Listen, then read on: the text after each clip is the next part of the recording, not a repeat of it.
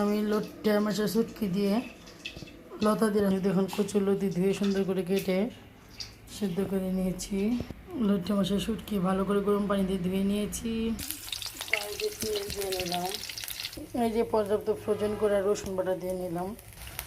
রসুনের পেস্টটাকে লাল করে নেব। স্বাদ মতো লবণ দিয়ে নিচ্ছি। যেহেতু আমি এটা ভাজা ভাজা সেহেতু কালো করে দিয়েছি।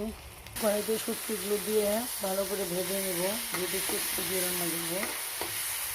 এই যে শুটকিগুলো ভাজা হয়ে গেছে।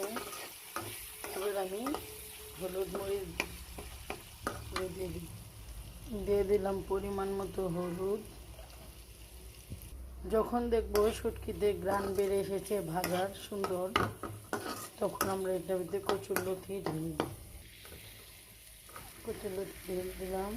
এবার ভালো করে এটা মিশিয়ে নিই মশলাগুলোর সাথে কচুর লতিগুলো।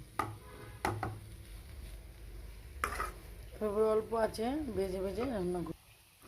আমার কচুর লতি হয়ে এসেছে প্রায়, দেখেন সেদ্ধ হয়ে গেছে। আর 2-3 মিনিট ভেজে সুন্দর হয়ে নামিয়ে ফেলবো।